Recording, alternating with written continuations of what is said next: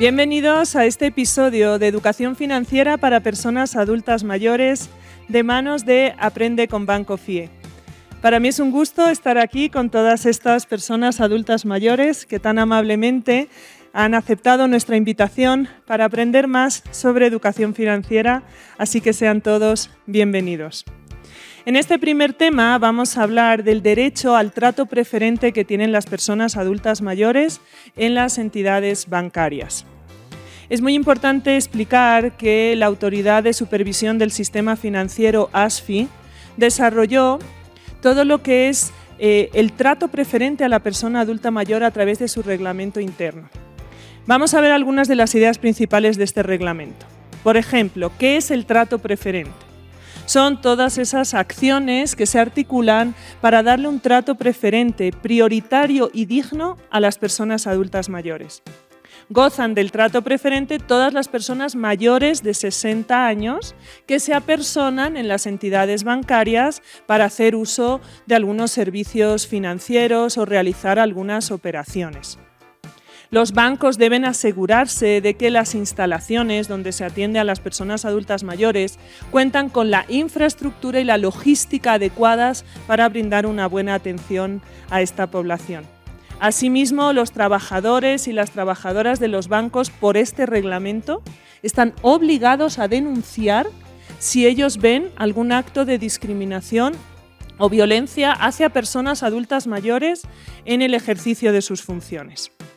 También en este reglamento interno de la ASFI sobre el trato preferente se habla de los 8 puntos de ese trato preferente. Es bueno que ustedes lo conozcan para que también lo puedan reclamar si es necesario. El primero de los puntos es la gestión de los tiempos de atención. Ustedes saben que tienen prioridad para ser atendidos en los bancos y esto es muy importante. En segundo lugar está la respuesta institucional. Es decir, que los bancos deben responder a las personas adultas mayores con explicaciones, orientación y asesoramiento sobre sus necesidades. El tercer criterio del trato preferente es la sensibilización y capacitación a los funcionarios, es decir, a los trabajadores y trabajadoras de los bancos. Pues los bancos están obligados a, al menos una vez al año, realizar capacitaciones para su personal sobre los derechos del adulto mayor, el no maltrato y la no discriminación. Igualmente, dentro de este reglamento de trato preferente está el criterio de atención personalizada, es decir, que los bancos les deben dar una atención individualizada, de acuerdo a sus necesidades, con un trato equitativo y siempre en el marco de sus derechos. Igualmente, se contempla todo lo que es el trato con calidad y calidez y se dice que el trato que se brinde a las personas adultas mayores debe ser cordial, respetuoso, eficiente y oportuno. También se habla de la erradicación de toda forma de maltrato. ¿Qué quiere decir? Que está absolutamente prohibida cualquier forma de maltrato, violencia o discriminación hacia las personas adultas mayores por parte de los trabajadores y las trabajadoras del banco. Los dos últimos criterios del trato preferente tienen que ver con el idioma materno. Es decir, que si ustedes lo solicitan, se les debe atender en el idioma materno, que para algunas personas adultas mayores pues es el quechua, el aymara o otras lenguas. Y por último, se habla en estos criterios del trato preferente de que los bancos están obligados a darles ventanillas especiales de atención, un mobiliario adecuado y la prioridad en las filas de espera. ¿Quién supervisa que este trato preferente efectivamente se brinde? Pues quien lo supervisa es el jefe o la jefa de agencia de cada entidad financiera. Ellos son los máximos responsables de asegurarse de que este trato preferente se está dando. Ahora, también los trabajadores y trabajadoras del banco son responsables de ellos mismos brindar el trato preferente a todas las personas adultas mayores que se acercan para utilizar servicios financieros. En esta ocasión vamos a hablar de la confianza en los depósitos de ahorro. Y aquí surge una pregunta muy importante. ¿Es conveniente, es buena idea ahorrar en casa o debajo del colchón? La respuesta es que no. porque el dinero guardado en casa ni está seguro ni va a crecer. Es decir, no va a generar intereses ni va a poder llegar a invertirse. Por eso es muy importante ver cuáles son las ventajas de las cuentas de ahorro que nos ofrecen los bancos. Y las principales ventajas son 3, que son la seguridad, los intereses y la flexibilidad.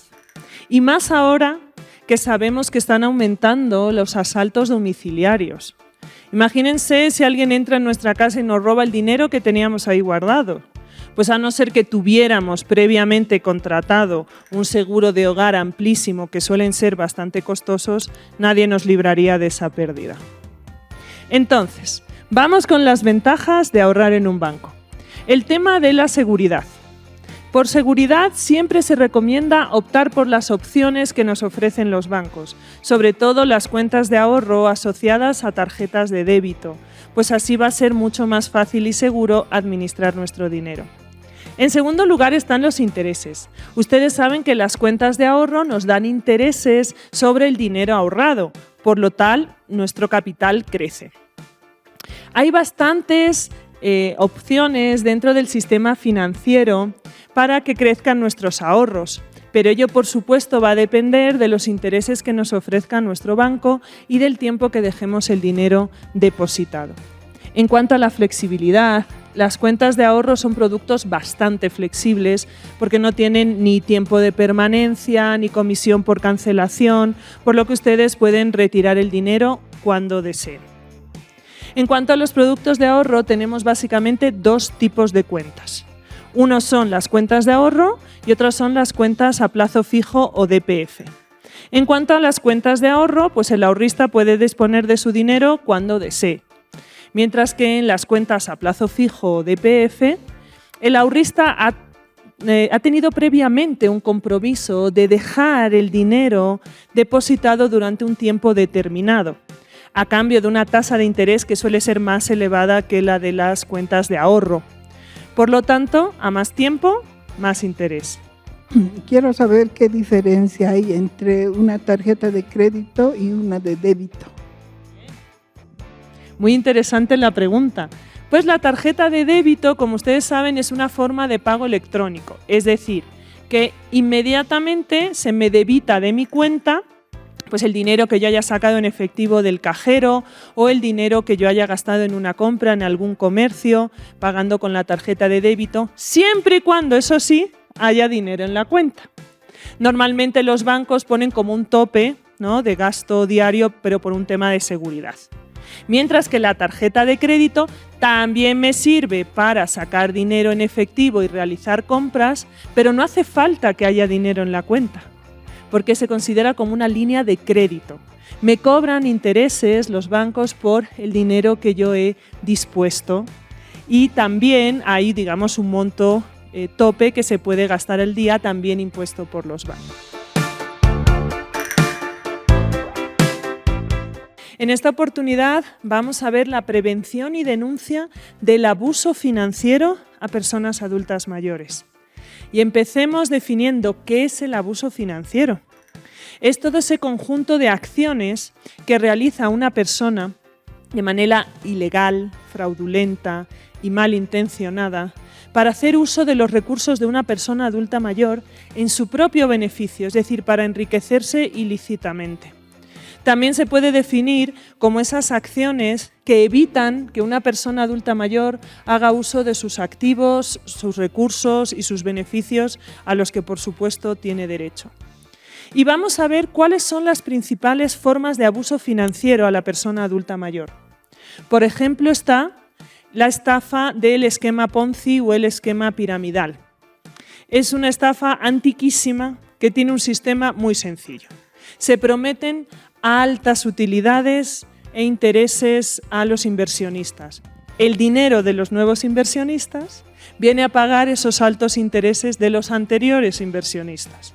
Este esquema al final siempre colapsa y la mayoría de los inversionistas quedan con importantes pérdidas financieras.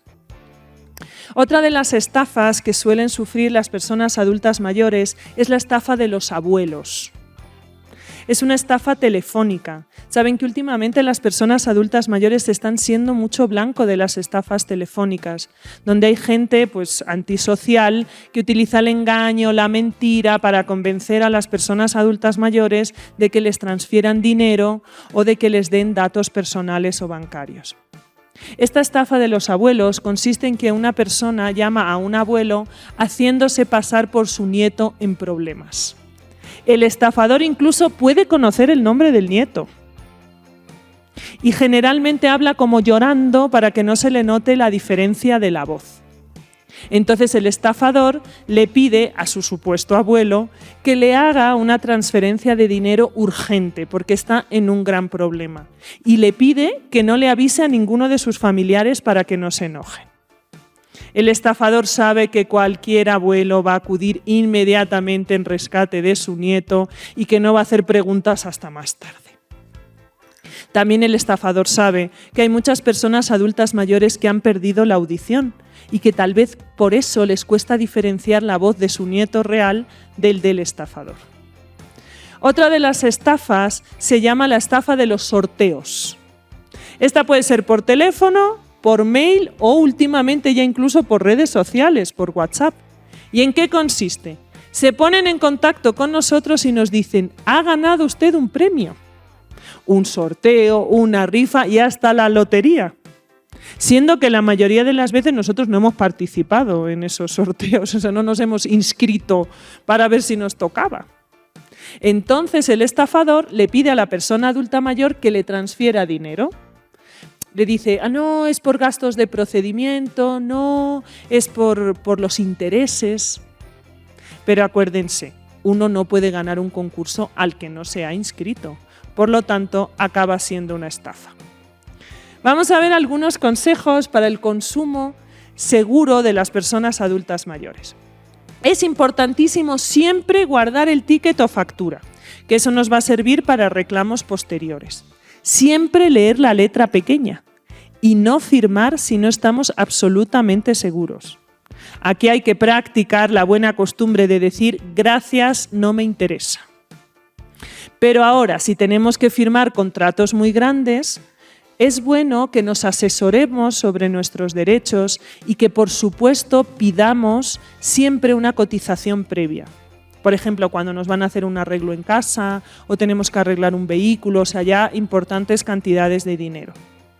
Es importantísimo también cuando compramos aparatos o electrodomésticos conservar el ticket o la factura todo el tiempo que dura la garantía, que suele ser 1 o 2 años.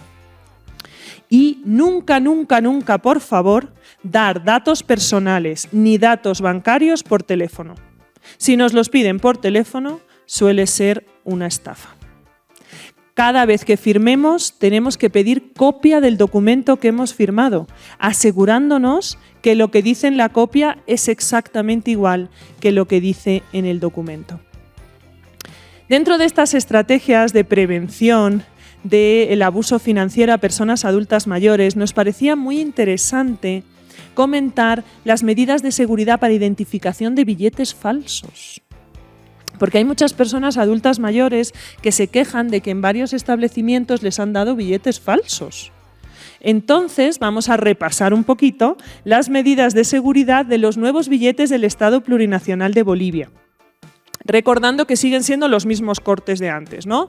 10, 20, 50, 100 y 200. Y las mismas medidas, 14 por 7. Estas medidas de seguridad tienen que ver con 3 acciones que uno puede realizar, que son mirar, tocar e inclinar.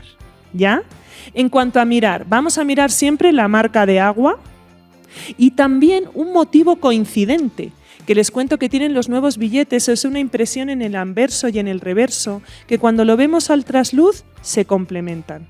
También vamos a mirar las fibrillas, que son unos pequeños hilos cortos y finos de colores, son rojo, amarillo, verde y azul, que están dispersos por todo el billete. En cuanto a tocar, vamos a tocar la calidad del papel en primer lugar. Es un papel especial, 100% algodón, que se identifica al tacto. También todos los billetes nuevos tienen una impresión en alto relieve que nosotros podemos tocar y unas líneas. ¿no? En los extremos izquierdo y derecho del billete, en el anverso, hay unas líneas diagonales chiquitas, paralelas y finas, pero que si las toco están en alto relieve, deben ser en alto relieve. Y en cuanto a inclinar, voy a ver el hilo de seguridad, que está también en el anverso del billete y que cuando yo lo inclino, pues me muestra un color tornasol. Y también hay una imagen latente, que es la imagen del valor del corte del billete, ¿no? Ya sea 10, 20 o 30, que también está tornasolada cuando yo la inclino. Fíjense, todas estas medidas de seguridad son fundamentales para que ustedes puedan identificar los billetes falsos. ¿Dónde puedo denunciar si he sido víctima de abuso financiero? ¿Dónde puedo denunciar? Muy bien, muchas gracias, muy buena pregunta. Siempre en primera instancia ante la policía boliviana. Siempre ahí ponemos la denuncia. Pero después tenemos dos recursos que a veces no son muy conocidos. Miren, por ejemplo, está el SIGPLU, que es el Servicio Integral de Justicia Plurinacional, que depende del Ministerio de Justicia y Transparencia Institucional. Y ahí les dan asesoría gratuita a las personas adultas mayores en materia legal. Entonces, bueno, ahora que he denunciado, ¿qué más puedo hacer? ¿No? Y entonces en el SIGPLU a ustedes les asesoran.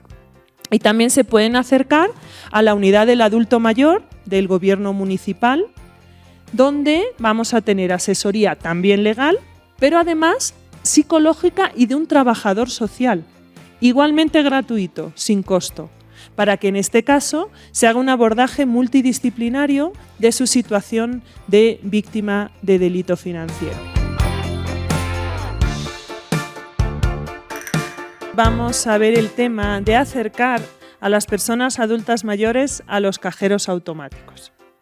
Veamos entonces cuáles son las ventajas de usar un cajero automático, que son muchas. Por ejemplo, uno puede ir a un cajero automático a extraer dinero en efectivo. También puede consultar cuál es el saldo y últimos movimientos de una cuenta, hacer transacciones entre cuentas, cambiar el número de PIN, entre otros muchos. Pero la principal ventaja de un cajero automático es que usted lo puede usar en cualquier momento. Fines de semana, feriados, cuando la agencia está cerrada y no tenemos que esperar largas filas para ser atendidos en ventanilla. Los cajeros automáticos son aparatos que están diseñados para que los clientes y usuarios de las entidades financieras puedan hacer varias funciones, varias operaciones, siguiendo todas las instrucciones que aparecen en la pantalla. En Bancofie se cuenta con una tablet que tiene un simulador de un cajero automático. Entonces, si usted se acerca a su oficial de plataforma, él le podrá explicar cómo funciona el cajero automático a través de este simulador. Vamos a ver cuáles son las principales preguntas que suelen hacer las personas adultas mayores sobre los cajeros automáticos. Pero empecemos reflexionando de que realmente es sencillo el uso del cajero automático. Por ahí las primeras veces pues uno necesita un poco de ayuda y ahí es buena idea acudir a nuestra entidad financiera en horarios de oficina para que esté abierto y yo pueda pedir ayuda o orientación en un momento dado a los trabajadores y trabajadoras del banco. Pero después, claro, ya uno se acostumbra y se da cuenta de todas sus ventajas. Hay muchas personas adultas mayores que están acostumbradísimas a que le atiendan en la ventanilla del banco y por eso tienen un poquito de desconfianza de usar el cajero automático, pero una vez que aprenden, ahí se quedan y lo siguen utilizando de manera habitual. Entonces, ¿cuáles son estas preguntas que nos suelen hacer las personas adultas mayores sobre el uso de los cajeros automáticos? Pues siempre nos preguntan, ¿qué necesito para hacer uso del cajero automático? Pues se necesita la tarjeta de débito y tener bien memorizado el número de identificación personal o número PIN. Aunque hay algunas operaciones como depositar dinero en efectivo o cheques para las que ni siquiera hace falta la tarjeta. También nos preguntan en muchas ocasiones si tiene costo el uso del cajero automático. Y aquí la respuesta es depende. Pues si voy a utilizar el cajero automático de mi banco, no tiene costo. Pero si voy a utilizar el cajero automático de otro banco, ahí sí me cobran comisiones. Igualmente nos preguntan si hay un límite máximo para sacar dinero del cajero automático y la respuesta es que sí. Y esto es por motivos de seguridad, ¿no? Entonces, los bancos estipulan un monto máximo para sacar efectivo del banco a diario. Igualmente, se nos pregunta ¿qué pasa si falla el cajero automático? El cajero automático es una máquina que, como todas, ocasionalmente pudiera llegar a tener algún fallo. Por ejemplo, que no me dé el dinero o que me dé parte del dinero, pero que en el recibo conste que sí me ha dado todo el dinero. En este caso, para recuperar mi dinero, lo único que tengo que hacer es ir al banco, porque este tipo de incidencias quedan registradas en el sistema. Algunos consejos para que ustedes hagan un uso seguro del cajero automático. Primero, siempre memorizar muy bien el número PIN. No hay que llevarlo escrito a la vista, sino en la cabeza. Buscar cajeros que están bien iluminados y no hacer uso de cajeros automáticos que tengan señales de que han sido forzados o manipulados. También es muy importante que si en la pantalla aparece el aviso de clave incorrecta, no sigamos metiendo el PIN incorrecto, porque si lo metemos más de 3 veces, por razones de seguridad, nuestra tarjeta va a quedar retenida dentro del cajero. Y es importantísimo que no aceptemos ayuda de extraños para manipular el cajero. Solamente, por supuesto, de las trabajadoras y trabajadores del banco si ustedes optan por ir en horarios de oficina para un poquito aprender el uso. Pero si no, cualquier persona que pasa por la calle extraña, jamás hay que aceptar ayuda de ellos para manejar el cajero automático. Y si tenemos algún problema, por supuesto, llamar a nuestro banco para ver cómo lo podemos solucionar. ¿No es mejor llevar todo mi dinero en efectivo? La verdad que la respuesta rotundamente es no. Porque si llevo todo mi dinero en efectivo, hay personas adultas mayores que llevan toda su renta en los bolsillos. Ustedes conocen, ¿verdad? Sí. Y esto es bien arriesgado porque en realidad uno puede ser víctima de asalto, estafa o un delito peor. Saben que hay muchos antisociales que están atentos a ver si hay personas adultas mayores que, claro, que muestran o que se deja ver que llevan grandes cantidades de dinero en efectivo en el mercado, en los comercios, y ellos van ahí a aprovecharse de ello. Entonces, lo más seguro para nosotros es manejar nuestra tarjeta de débito para evitar riesgos. Recordarles que este podcast está siendo patrocinado por Los Almendros, Centro de Día y Residencia. Esperamos que hayamos resuelto sus dudas y que hayan podido aprender nuevos conceptos en esta clase de educación financiera. Gracias por habernos acompañado.